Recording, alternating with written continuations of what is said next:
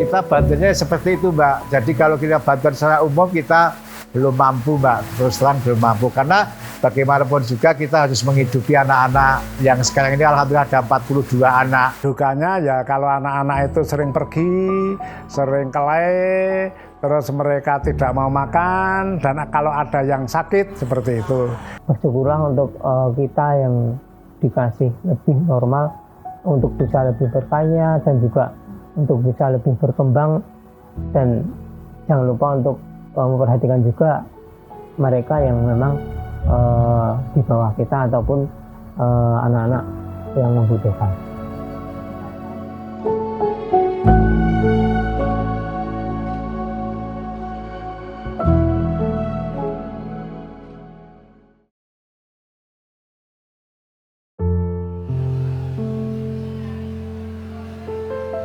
Kenalkan, nama saya Sabto Saroso. Saya sebagai Ketua Yayasan Ngudi Raharjo, Kelurahan Sendangsari, Kapanewon Pajangan, Kabupaten Bantul, Daerah Yogyakarta. Nama saya Sugiman, adalah salah satu pengasuh dari Panti Asuhan Binasiwi.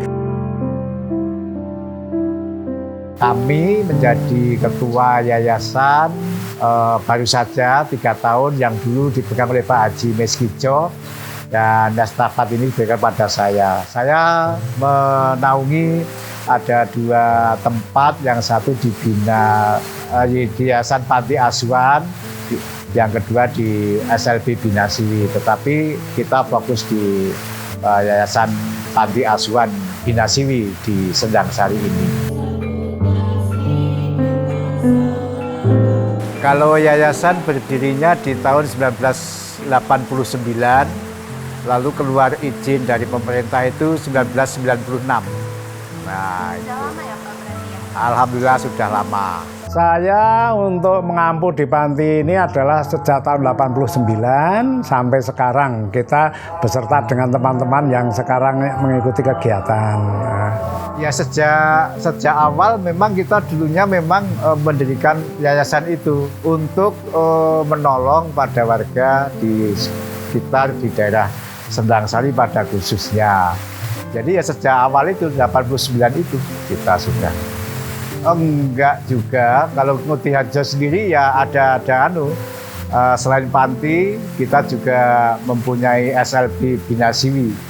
Tetapi kalau yang Binasiwi sekarang sudah alhamdulillah sudah bisa mandiri dan didanai oleh pemerintah.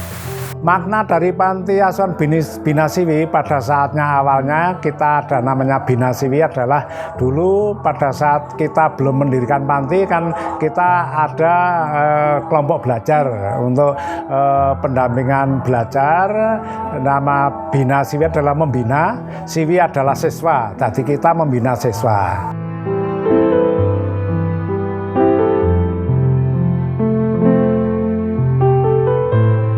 Ya karena situasi masyarakat kami di daerah pedesaan di pelosok ini ada warga yang mempunyai anak yang kebetulan kurang beruntung, dan itu anak kan memerlukan kasih sayang, memerlukan suatu keterampilan. Kami berketuk hatinya untuk bisa bagaimana anak-anak itu bisa dibina, yang nantinya endingnya bisa mandiri. Yang jelas kita sifatnya sosial murni ya Mbak, sosial murni. Jadi kita tidak ada aturan khusus. Yang penting bagaimana masyarakat itu bisa menitipkan anak atau bisa menyadarkan kepada orang tua yang kadang-kadang macam-macam. Orang tua itu kalau dikirain, kalau anaknya ini dikirain anaknya kurang dan sebagainya, itu macam-macam ya. Kita bagaimana untuk bisa leluasa masyarakat bisa betul-betul sadar bahwa anaknya yang kurang beruntung itu bisa dibina gitu. Kita yang jelas setiap yang masuk kita anggap seperti keluarga sendiri, anak sendiri. Kita tidak boleh membeda-bedakan. Ini pokoknya kita rawat seperti anak kita sendiri itu, dan kita pastikan bahwa di sini alhamdulillah aman dari segi apapun, kita aman insya Allah. Juga dari segi finansial juga, walaupun kita tertatih-tatih, alhamdulillah kita hampir 30-an tahun kita masih bisa bertahan.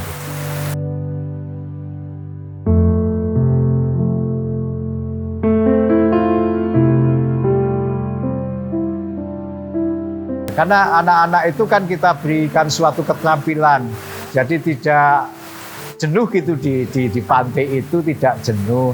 Makanya kita berikan suatu keterampilan, ya ada yang membuat keset, ada yang membuat baju, ada yang membuat urung bantal dan sebagainya. Itu bahkan kita berkembang untuk ke arah pertanian juga, peternakan juga untuk menghidupi itu. Jadi kegiatannya Berbagai macam kalau sudah di panti itu. Pengasuhnya ada 9, terus ada pengasuh yang tidak permanen, itu ada bidang seni. Ada bidang seni ada 1, bidang tari ada 1, bidang jahit ada 1, bidang peternakan ada 1. Ya, seperti itu jadi. Dari luar ya, tapi yang khusus di sini adalah 9 orang ya. Untuk mengasuh dan mendidik anak kita melihat dari kelas kegiatan.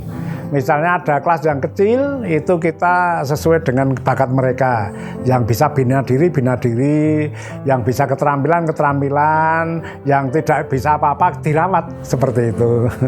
Kegiatan anak-anak sehari-hari, dari bangun tidur sampai dengan tidur lagi, mereka ada yang pagi bangun itu bersih-bersih, nyapu, ada mencuci, ada juga ngepel dan sebagainya, ada juga yang masak.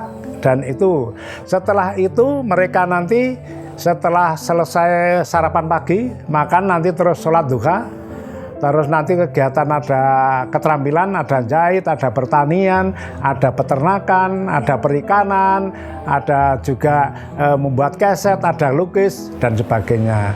Kalau siang kita hari Senin, hari Selasa, hari Jumat sampai jam 1. Senin itu kita ada musik, ya, musik dari band. Kalau Selasa itu adalah untuk musik gamelan, Jumatnya adalah musik angklung dan hadroh, seperti itu.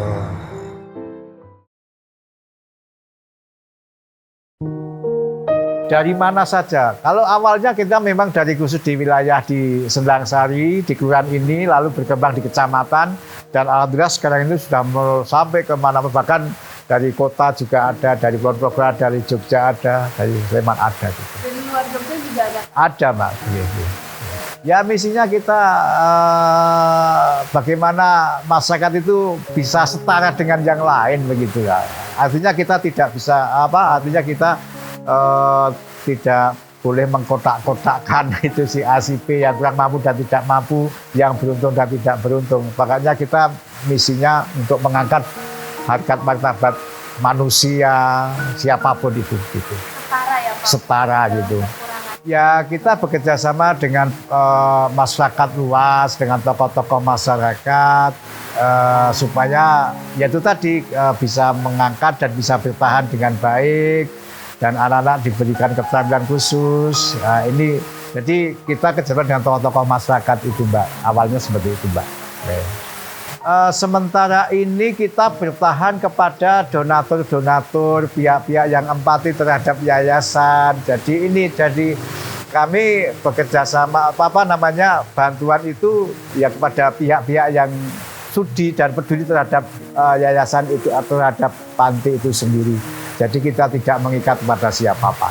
Gitu. Kalau pemerintah selama ini kayaknya kami juga belum mendapat secara utuh ya. Jadi ya gimana ya, kita bukan berarti kita tidak anu pemerintah, tapi pemerintah juga menyupport, tetapi dalam bentuk finansial selama ini kami juga belum mendapatkan. Nah, terakhir dari Pak Mahfud MD Melko Grampi itu rawuh juga ke panti kami. Dia itu memberikan bantuan cukup banyak, ada beras 1,5 ton dan sebagainya.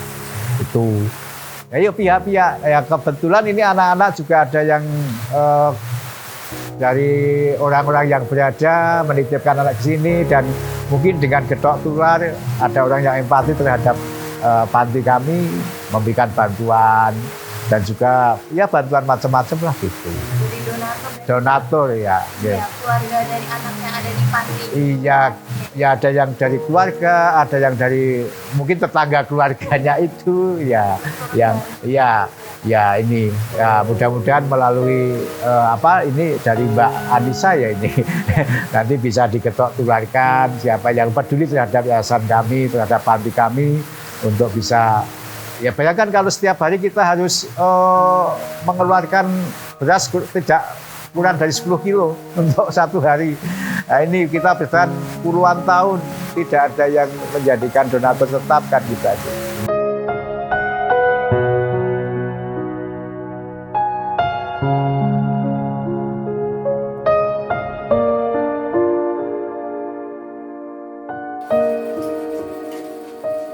Iya, setiap ada kunjungan siapapun, walaupun mereka mungkin tidak butuh terhadap barang itu, tapi karena empatinya dia membeli, terketuk hatinya membeli, bahkan tidak tanggung-tanggung ada yang membeli borongan gitu banyak, supaya ya niatnya mereka bagus untuk memberi bantuan supaya tidak semata-mata itu Mbak. Jadi ini ya kita jual, kita pasarkan kemana-mana itu Mbak juga. Gitu. Selama ini yang saya khawatirkan ya bentuk finansial yang mungkin ya alhamdulillah ya kita bertahan bisa seperti ini, tetapi nggak tahu ke depan mudah-mudahan tidak seperti yang kita ketakutkan, masih ada pihak-pihak yang empati, pihak yang peduli. Itu yang pertama. Yang kedua ya kami masih prihatin juga, sebetulnya masih banyak juga masyarakat yang mempunyai anak yang mungkin kurang beruntung itu dibiarkan saja. Sudah kita bujuk masuk panti supaya dianu, tetapi orang tua kadang-kadang juga namanya ada yang malu gitu kalau anaknya kalau masuk SLB itu katanya orang yang pikirannya kurang dan sebagainya. Itulah kita harus menyadarkan kepada masyarakat luas gitu. Ya saya sangat renyuh terhadap anak-anak orang yang begitu aja bisa. Kenapa yang sehat nggak bisa seperti itu kan? Makanya kalau kami mempunyai tujuan yang supaya di daerah kami itu jangan ada yang pengangguran, malu terhadap anak-anak kami yang di panti bisa begitu kok. Gitu. Kita memberikan supaya memberi pembelajaran pada anak yang sehat itu, jangan menjadi orang yang keset, anak-anak yang malu dan sebagainya itu. Iya, menginspirasi betul terhadap teman-teman yang katakannya yang beruntung lah gitu.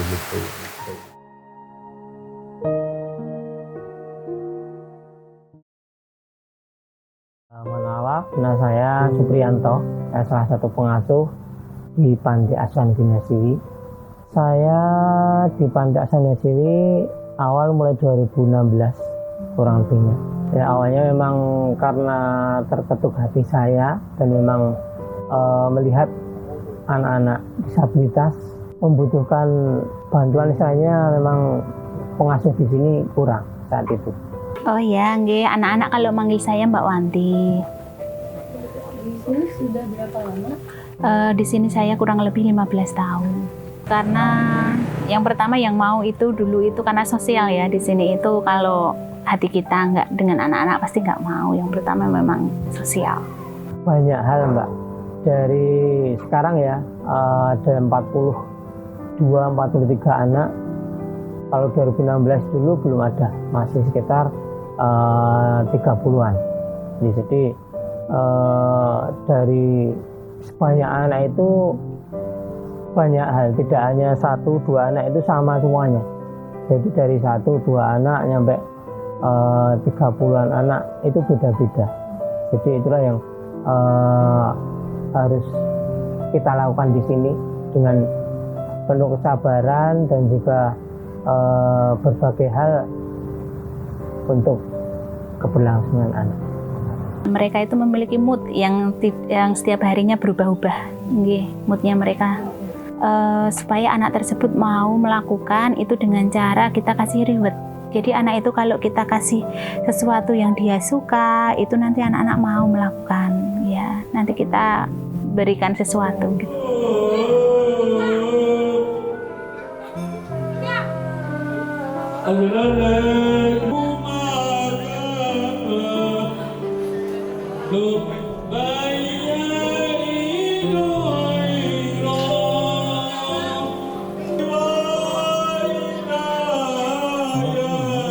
Di sini kita tidak hanya satu orang Mbak, kita ada beberapa orang pengasuh di sini, jadi ada permasalahan kita selesaikan bersama. Walaupun di sini istilahnya ada susunan pengurus, tapi untuk kerja kita sama-sama bareng-bareng.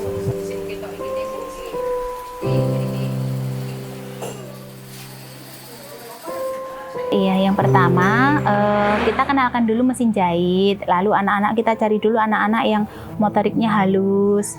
Pertama kita perkenalan mesin jahit. Setelah itu nanti kita berikan cara-cara dari awal sampai yang paling sulit.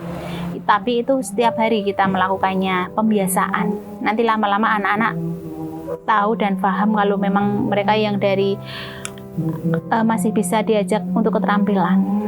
Pertama memang kita tari dulu anaknya, kita tanya dulu kamu mau nggak menjahit gitu. Nanti dia kalau udah punya respon baik gitu bisa. Kalau sementara memang di sini kita juga punya IG-nya online, secara online itu. Kalau hal yang paling mengesankan itu dari anak yang nggak bisa, yang belum bisa, yang saya kira dulu nggak bisa menjahit itu ternyata dia bisa menjahit gitu. Yang saya kira anak-anak ini difabel itu nggak tahu ya apa mesin jahit bisa itu, karena memang dari nol kami mengajari mereka itu dari benar-benar anak-anak nggak bisa, dia nggak tahu. Karena kalau saya kan orang normal, jadi menggunakan mesin jahit itu nggak mudah soalnya gitu. Jadi dia berkesannya anak-anak seperti itu ternyata mampu ya. Dulu adanya panti ini karena dari salah satu pengurus yayasan itu ditugaskan untuk turun ke lapangan daerah Pajangan terkait program untuk orang tua itu. Jadi ternyata melihat di daerah Pajangan itu belum tertangani untuk anak-anak disabilitas. Nah dari situlah muncul ide untuk bagaimana cara agar anak-anak disabilitas di Pajangan tertangani. Bagaimana caranya dengan bekerja sama dengan pemerintah Kelurahan Sendang Sari, dengan guru PLB dan juga dengan tokoh-tokoh masyarakat yang ada di Sendang Sari. Berdirilah SLB Bina Siwi dulunya Mbak. Jadi sekolah, wujudnya sekolah. Itu belum ada tempat, dimulai di kelurahan.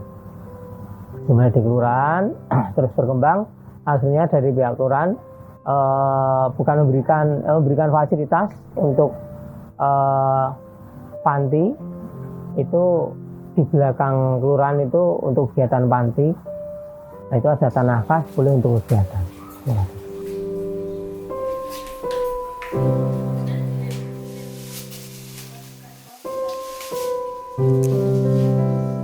Banyak sih Mbak. Jadi dari yang saya sampaikan di depan tadi terkait fasilitas kegiatan itu udah ada. Terus yang lain makan minum kita usahakan Mbak, mungkin makan 3 kali sehari.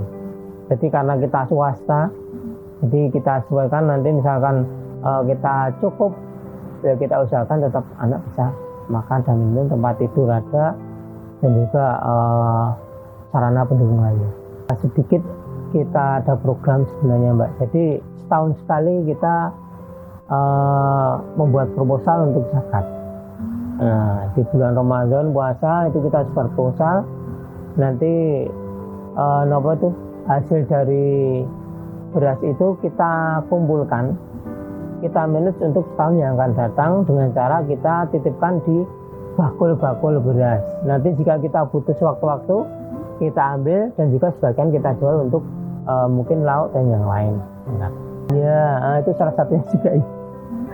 Salah satunya juga ya dari hasil karya anak-anak. Tadi itu menjahit dan juga kesehatan kerja itu sebagian labanya juga kita kembalikan ke anak.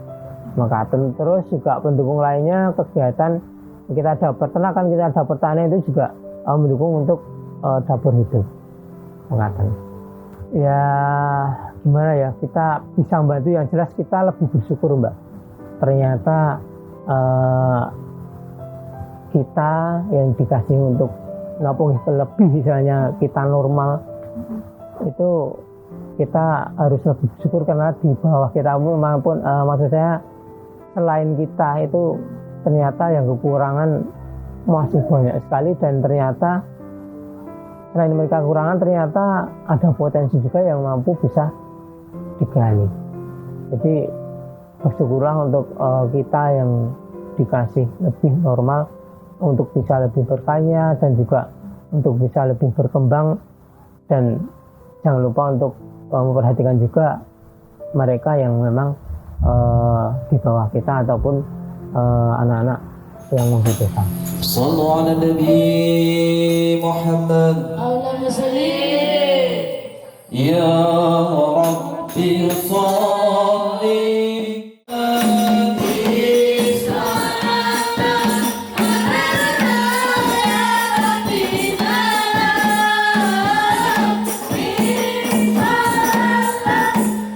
Assalamualaikum warahmatullahi wabarakatuh.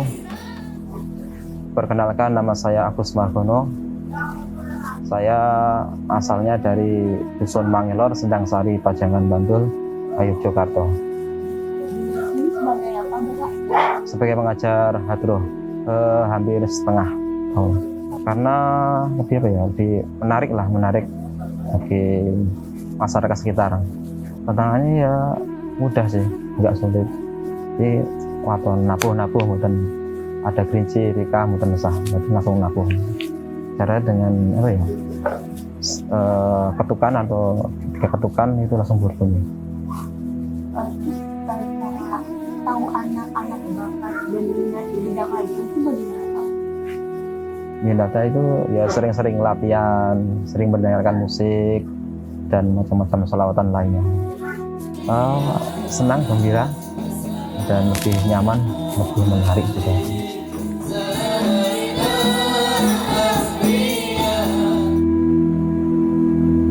Tetap berkarya, semangat walaupun berkekurangan, tapi saya yakin Allah Maha Adil.